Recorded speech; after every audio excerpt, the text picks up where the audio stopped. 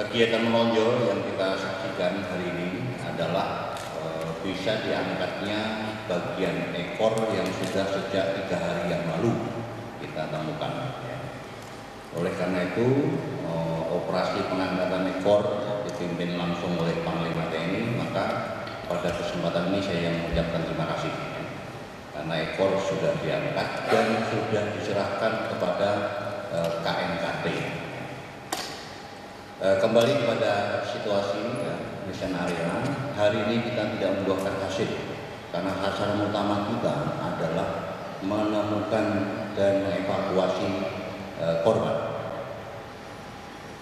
Ekor dan black box itu adalah paralel, dan sampai detik ini saya belum mendapatkan konfirmasi bahwa black box itu sudah ditemukan, belum mendapatkan konfirmasi. Dan ini setelah ekor itu berhasil diangkat, maka tugas KNKT melihat, kemudian meyakinkan dan melaporkan kepada kita apakah black box itu ada atau tidak.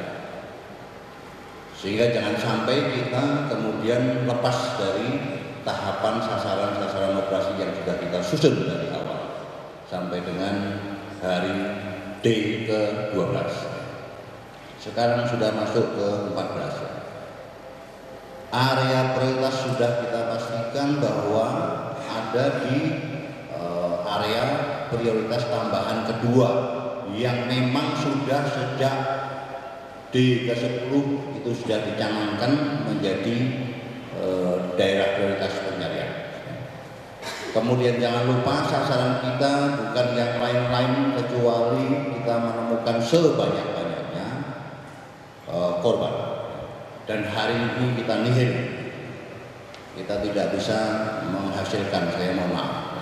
Kita sudah berusaha keras untuk bisa mengkonfirm beberapa objek yang ditemukan oleh kapal kita yang mempunyai kemampuan untuk mencari dan mendeteksi bagian-bagian yang diduga bagian pesawat, tetapi karena kekuatan arus dan gelombang di daerah operasi ada beberapa yang menjadi hambatan sehingga penyelam itu tidak masuk, tidak sampai mampu untuk mendeteksi apakah itu bagian pesawat atau enggak.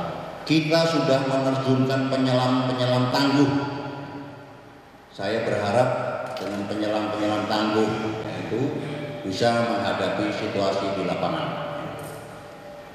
Itu yang bisa sampaikan. Kemudian untuk besok kita tetap akan teruskan, fokus kita adalah mencari korban dengan dugaan masih adanya keluarga kita yang menjadi korban kemudian masih terjebak di dalam bagian-bagian pesawat yang besar,